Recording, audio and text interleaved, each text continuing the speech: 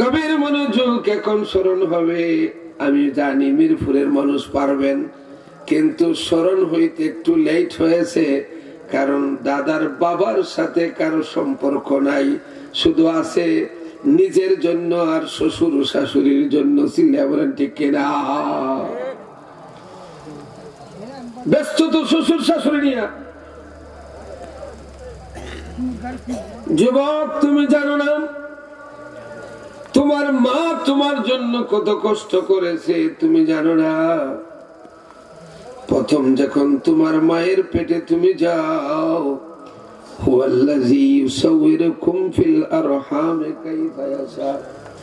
তুমি যখন মায়ের পেটে যাও প্রথম মাসে এক ধরনের কষ্ট, দ্বিতীয় মাসে এক ধরনের কষ্ট, তৃতীয় মাসে এক ধরনের কষ্ট,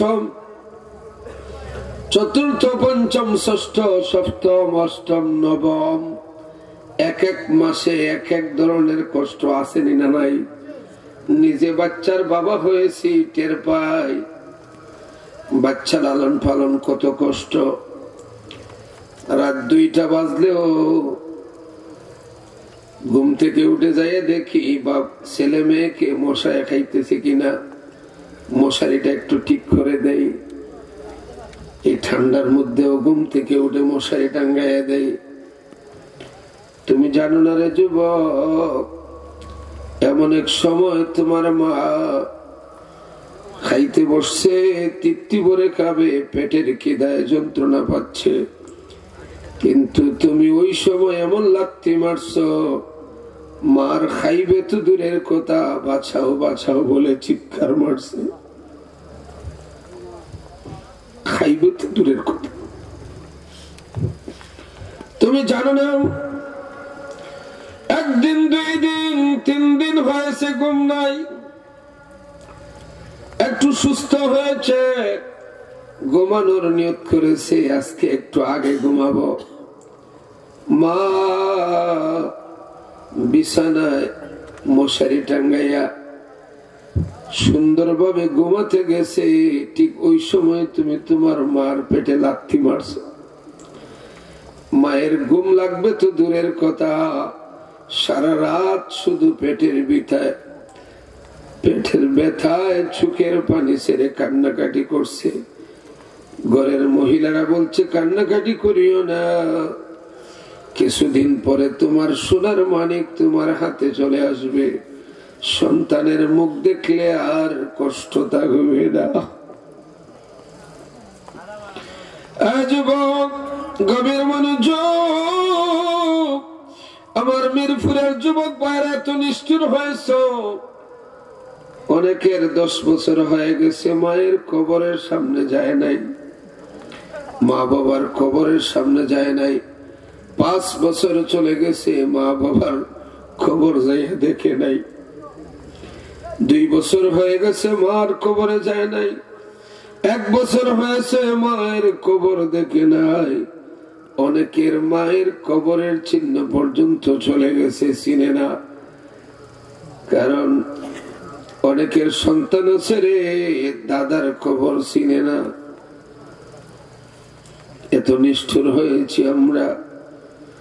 মুর্দেগান্ডা সাগরের মধ্যে যদি কোন সাঁতার না জানা মানুষকে ছেড়ে দেয়, যেভাবে হাবুডুবু খায়, সাঁতার জানে না, সাগরের মধ্যখানে পড়ে গেছে। আল্লাহর হাবিব বলেন এইভাবে মানুষ নেকির জন্য হাবুডুবু খায়। আপন জনেরা যখন দোয়া করে তার মুনাজাতে কবরের আযাব বন্ধ হয়ে যায়। যুবক, তুমি জানো না মা ঘুমাইতে গেলে ঘুমাইতে পারে না, খাইতে গেলে খাইতে পারে না, আর ওই মাকে তুমি চোখ রাঙ্গাইয়া কথা বলো। স্ত্রীর কথায় তুমি মাকে কষ্ট দাও, বাবাকে কষ্ট দাও।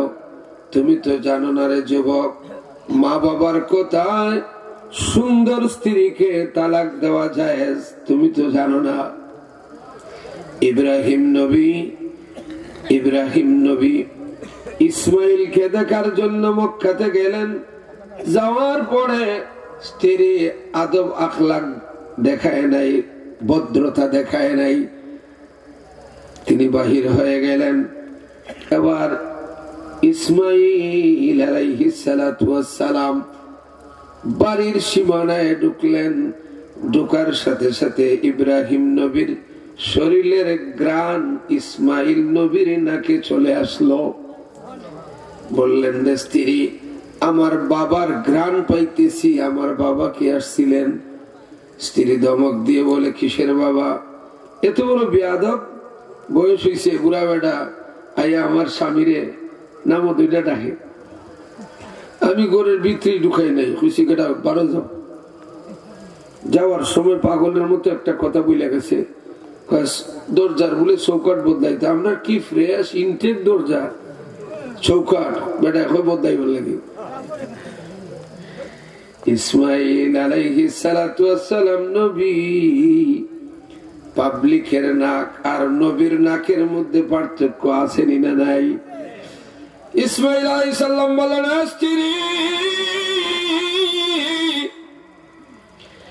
আমার বাবা একজন নবী পয়গম্বর, তাকে তুমি এত ধমক দিয়েছ, তুমি জানো না আমার বাবা কত বড় পয়গম্বর, যাকে আগুন পর্যন্ত চিনে। আল্লাহু আকবার বলেন। আগুনে যার তলোয়ার আমার গলায় লাগানোর পর আমার গলা কাটে নাই, তাকে তুমি ধমক দিয়েছ। স্ত্রীরে, তোমার তো এত বড় স্পর্ধা আগে আমি জানতাম না, তোমার এত বড় স্পর্ধা অহংকার আমি আগে জানতাম না। কিন্তু আমার বাবা কৌশলে কি বলে গেছেন, দরজার চৌকাট চেঞ্জ করার জন্য। হাকিকতে দরজার চৌকাটের কথা বলে নাই, বলছে তুমি নাও get out in my house, আমার ঘর থেকে এখন বাইর হ। তুই না বাইর হইলে আমি ঢুকতাম না।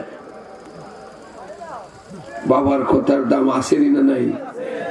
ইব্রাহিম নবীর ছেলে ইসমাইল আলাইহিস সালাতু ওয়াস সালাম বাবার কথায় তালাক দিয়ে দিয়েছেন।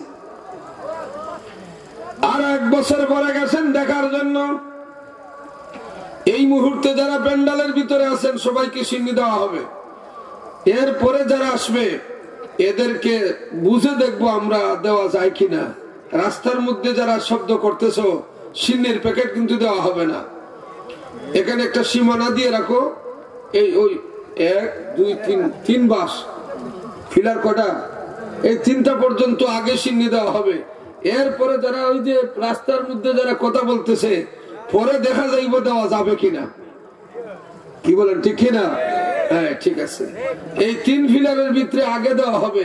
এরপরে যদি কপালও তাকাতে পাইছি, এবারে ঠান্ডাটা কি একটু জিকির করেন, লা ইলাহা ইল্লাল্লাহ, জোরে লা ইলাহা ইল্লাল্লাহ, জোরে লা ইলাহা ইল্লাল্লাহ, লা ইলাহা হাসবি রাব্বি জাল্লাল্লাহ, মা ফি কলবি গায়রুল্লাহ, নূর মুহাম্মদ সাল্লাল্লাহ, লা ইলাহা ইল্লাল্লাহ। বাবার আমার ভাইয়ের আমার, মুসা নবী গেলেন কুহেতের পাহাড়ে, আল্লাহর সাথে কথা বলবেন। এবার বলেন, আল্লাহ আপনার কথা মতো দাফন করে আসছি সম্মানিত জায়গায়, কিন্তু মাবুদ এলাকার মানুষের দেখা তো সঠিক ছিল, শোনাও সঠিক ছিল, কেমনে মহাপাবী আপনার বন্ধু হয়ে জানার। আমার এলাকার মানুষ সবাই জানতে চায় মহাপাপী কেমনে আপনার বন্ধু হয়। আপনাদের জানার ইচ্ছা আসেনি? আমার মিরপুরের ভাইয়েরা, পর্দার আড়ালে আবেদা সালেহা আমার মা বোনেরা গো, মনোযোগ দিয়ে শোনো। আল্লাহ পাক রব্বুল আলামিন বলেন, মুসারি আমি তোমার আল্লাহ আর আমি তোমাকে সৃষ্টি করেছি। হ্যাঁ মুসা,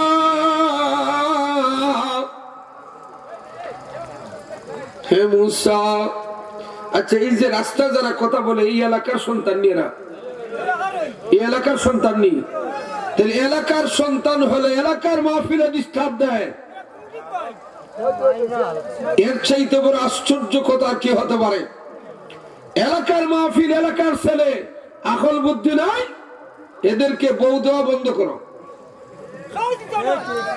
তাই কেউ বলতো না, ওই ঠিক আছে। কারণ এলাকার মাহফিল এতটুকু জ্ঞান থাকার দরকার। সিল্লাই বলেন ঠিক কিনা? বাবার আমার, ভাইয়ের আমার, পিছনে একজনে হাত তুলে দেখো, ঠিক মানে এর তুলে এরা বউ হয়তো না, ঠিক আছে। আইব বয়স কম, বুঝে না, এক সময় বুঝবে। সিল্লাই বলেন ঠিক কিনা? বাবার আমার, ভাইয়ের আমার, সিনিয়রছে মার হবা, বলেন মার হবা। এই এখন দেখবা আইব, সিন্নের গান হয়েছে তখন আইব, এখন আইব।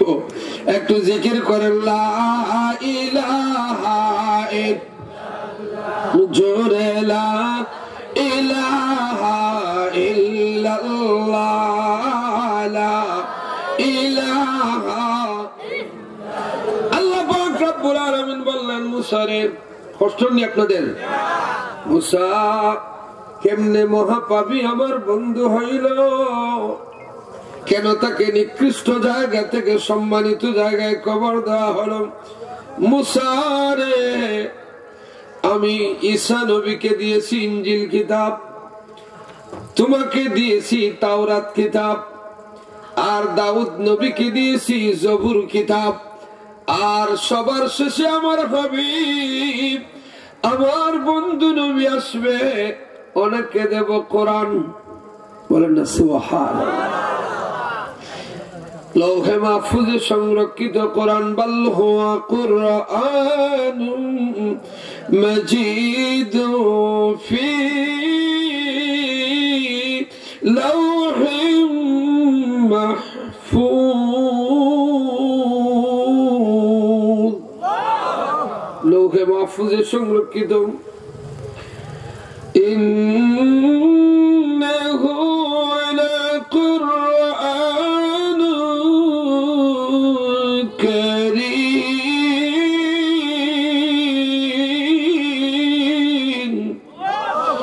ফি কিতাবিম মাকনুন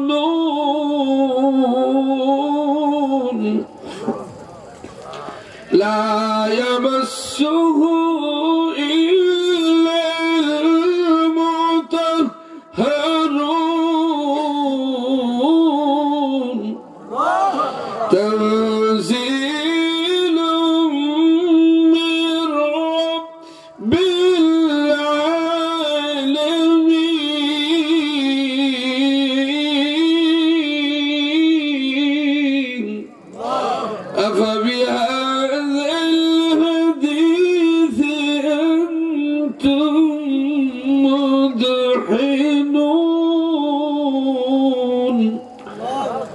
বাবার আমার, ভাইয়ের আমার, আল্লাহ পাক বলেন মুসা তোমাকে আমি দিয়েছি তাওরাত কিতাব। মুসা রে, তুমি আমাকে প্রথম আমার কাছে দাবি করেছিলে আল্লাহ সবার শেষে যে নবী পাঠাইবা, ওই নবীর উম্মতের এত মর্যাদা, এক রাত্রে ইবাদত করলে 1000 মাসের চাইতে উত্তম। আল্লাহু আকবার বলেন। আল্লাহ আমাকে ওই উম্মত দিয়ে দাও। আল্লাহ পাক বলেন না না রে মুসা, রহ জগতে আমার বন্ধুর উম্মতের নাম লিস্ট হয়ে গেছে। আল্লাহু আকবার বলেন, তোমাকে দেওয়া যাবে না। এবার মুসা নবী দোয়া করলেন, আল্লাহ যে নবীর উপরে দুরূদ শরীফ পড়লে গুনাহ মাফ হয়, আমাকে যদি নবী না বানাইয়া, আমাকে যদি নবী না বানাইয়া আখেরি নবী, শেষ নবী, রাহমাতাল লিল আলামিন নবী উম্মত বানাইতে আমি নবী আমি মুসা বেশি খুশি হয়ে যাইতাম। চিল্লায়া বলেন আল্লাহু আকবার। বলো গো নবী তুমি বিনা কে আছে আমার, বলো গো নবী তুমি বিনা কে আছে আমার, তোমাকে দেখিবার আশা है, তোমাকে দেখিবার আশা চোখের জলে বুক বাসায়, বলো গো নবী তুমি বিনে কে আছে আমার, বলো গো নবী তুমি বিনে কে আছে আমার। আল্লাহু আকবার বলেন। কুরআনে দেখেছি আমি গুনাহগারের বন্ধু তুমি, ওগো দেখা দিও পার করিও, দেখা দিও পার করিও মোরা পাপী গুনাহগার, বলো গো নবী তুমি বিনে কে আছে আমার, বলো গো নবী তুমি বিনে কে আছে আমার। আল্লাহু আকবার বলেন। বাবার আমার ভাইয়ের আমার, আল্লাহ পাক বললেন মুসা তোমাকে যে কিতাব দিয়েছি তুমি নিজেই খুঁজে দেখেছ, পৃষ্ঠায় পৃষ্ঠায় লাইনে লাইনে আখিরি নবী মুহাম্মদ সাল্লাল্লাহু আলাইহি ওয়াসাল্লামের নাম আছে। তাওরাত কিতাবে পৃষ্ঠায় পৃষ্ঠায় নবীর নাম। হে মুসা লোকটা সমাজে মহাপাপী হতে পারে, কিন্তু সে যখন তাওরাত পড়তো যেতবার আমার হাবিব আমার বন্ধু নবীর নাম দেখতো রে মুসা, সাথে সাথে মোহাম্মদ নামের উপরে টুট লাগাইয়া সুমা দিত। আসতে বললেন সুবহানাল্লাহ। প্রেম আসেনি না নাই? আর আমরা দেশের প্রেমের মাঝে কেরাসিনের গন্ধ করে সিলে বলেন ঠিক না? ঈদ মিলাদুন নবীর মাস আসলে কেরাসিনের গন্ধ বাড়ে না কমে? শবে বরাতের মাস আসলে বাড়ে না কমে? মেরাজের মাস আসলে বাড়ে না কমে? আমরা কেরাসিন মার্কা মুসলমান হতে পারি, আমরা হতে চাই না। আমরা মদিনার মেসকম্বরের গ্রানের মুসলমান হতে চাই। সিল্লা বলেন ঠিক না? কে কে রাজি? দুই হাত তুলেন, দুই হাত, দুই হাত। নারে নারে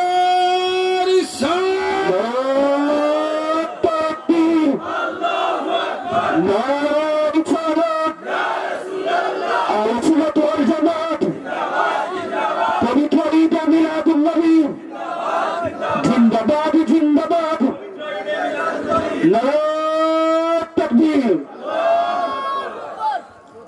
বাবার আমার ভাইয়ের আমার, আমরা যখন স্টুডেন্ট ছিলাম, ছাত্র, সুবহানীঘাট টাইটেল মাদ্রাসায় ফুলতলি সাহেব কিবলা প্রতি বৃহস্পতিবারে বাসাতে খানকা করতেন আর জুমাবারে জুমা পড়াইতেন। সেখান থেকে আমার আলিম ফাজিল কামিল মাদ্রাসার জিএসও ছিলাম আমি। তখন আমরা প্রায় সময় এই গজলটা গাইতাম। ওরে ও নবীর আশিক, ওরে ও নবীর আশিক ইমানদারের দল, তালা আমি যে ইসলামিয়ার আন্দোলনে চল। তাওহীদের দেখেন কথাটা বুঝছেন কি বলছেন? তাওহীদের কথা শোনায় মিষ্টি কথা কয়, নবীকে তাজিম করলে শিরক নাকি হয়। এত সব বন্ডামি আর এত সব বন্ডামি আর মুনাফিকের কল, ঠিক না? আমি যে ইসলামিয়ার আন্দোলনে চল। বাবার আমার, ভাইয়ের আমার, গভীর মনোযোগ। আল্লাহ পাক রব্বুল আলামিন মুসা পয়গম্বরকে বললেন, মুসা রে, লোকটা আমার পেয়ারা হাবিব, আমার বন্ধু, আমার দোস্ত, যাকে না বানাইলে কিছুই বানাইতাম না, যার কারণে আদম নবীর 350 বছরের কান্না বন্ধ হয়েছে, দোয়া কবুল হয়েছে, যে নবীকে না বানাইলে সুন্দর দুনিয়া সাজাইতাম না, ওই হাবিবের নাম দেখার পরে শুধু সময় দিত না, আমার বন্ধুর উপরে লোকটা যতবার দেখত ততবার দরুদ দিত, সালাম দিত। এ মুসা,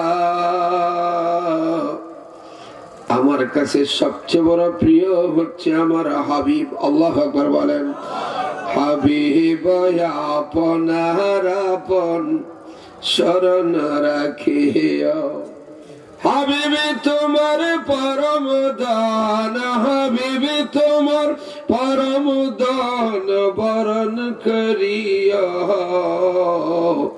হাবিবিকে পেতে সদা সন্ধান করিও। ঠিক না? বেশি বেশি দুরূদ শরীফ পড়বা। আমার মুরব্বী বাবারা, যুবক ভাইরা রে, আমি কয়েকটা আমল বলে যাই। দুরূদ শরীফ পড়বা বেশি করে, যে কোনো দুরূদ শরীফ।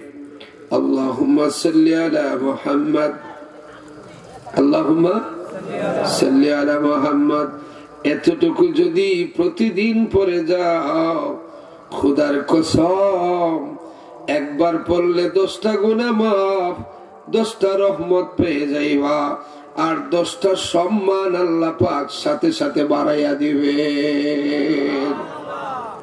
লাভ আছে না নাই? ونبي هريرة رضي الله تعالى عنه قال قال رسول الله صلى الله عليه وسلم من صلى علي واحدة صلى الله عليه وسلم, رواه মুসলিম। মুসলিম শরীফের হাদিস। একবার পড়লে 10টা রহমত। লাভ আছে না নাই? নবীজি, যুবক ভাইরা রে, নবীর চাইতে দরদি আপনার কেউ হইতে পারে না। ঠিক কিনা? পাহিলে নিরালা হে গো দয়াল, পাহিলে নিরালা, পাহিলে নিরালা হে গো দয়াল, আমি 2 কদমে চুমু দেব, 2 কদমে চুমু দেব, দুলাবলি মাখবো গায়ে, পাইলে নিরালা হে গো দয়াল, পাইলে নিরালা, পাইলে নিরালা হে গো দয়াল। আবার আমার ভাইরা আমার, নবীকে চিনেছেন সাহাবায়ে কেরাম। আল্লাহর হাবিব একটা রুমাল দিয়া সবসময় চেহারার মধ্যে এইভাবে গাম মুছতেন। আল্লাহর হাবিব, মায়ার নবী রাহমাতুল লিল আলামিন, ওই রুমাল খানা আলী রাদিয়াল্লাহু তাআলা আনহুকে পুরস্কার দিলেন। বললেন, আলী রে, এই রুমালটা তোমাকে দিলাম। আল্লাহর হাবিব, যুবক ভাই, আমার দিকে ইম্পর্টেন্ট, মোস্ট ইম্পর্টেন্ট, প্লিজ আমার দিকে। গাম মুছতেন নবীজি, গাম মোবারক। রুমালটা হাতে নিয়া আলী রাদিয়াল্লাহু তাআলা আনহু মনে মনে ভাবলেন, এর চাইতে বড় সম্পদ আর কি হইতে পারে? এই রুমালের মধ্যে আমার নবীর নূর মুবারক, গাম মুবারক আছে। আল্লাহু আকবার বলে। যে নবীর কদম পড়ার কারণে মদিনায় হয়েছে বেহেশতের বাগান, যে মদিনা ছিল ইয়াসরিব হয়ে গেল মদিনা, যে নবী মক্কায় কদম রাখার কারণে আল্লাহ পাক ঘোষণা করলেন, লা উকসিমু বিহাযাল বালাদ ওয়া আনতা হিল্লুম বিহাযাল বালাদ ওয়া ওয়ালিদিন ওয়া মা ওয়ালাদ لقد خلقنا الإنسان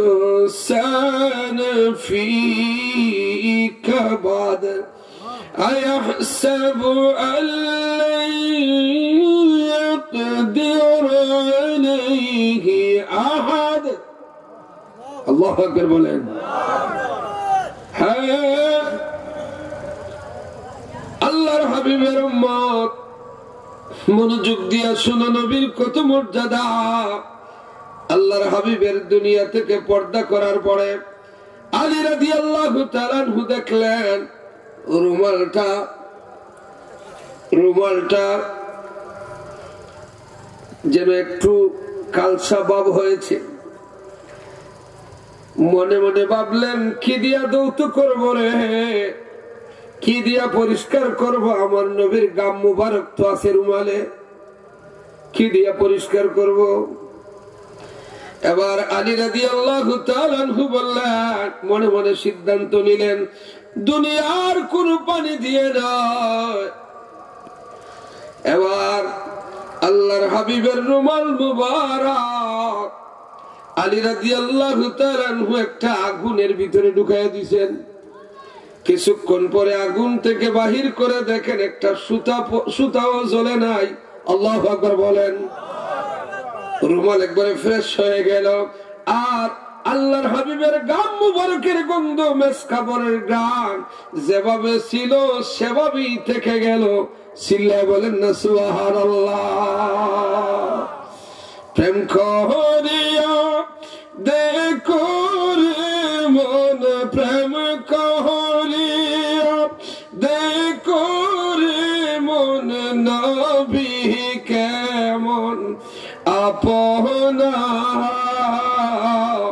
নবীর সনে প্রেম করিলে খুশি রাব্বানা আল্লাহু আকবার বলেন বাবার আমার ভাইয়ের আমার আল্লাহর হাবিব রাসূল পাক সাল্লাল্লাহু আলাইহি ওয়াসাল্লাম হিজরতের দিনে একটা ঘরের মধ্যে গেলেন যাইয়া পানি চাইলেন আবু বকর সিদ্দিক রাদিয়াল্লাহু তাআলা বললেন পানি আসেনি নাই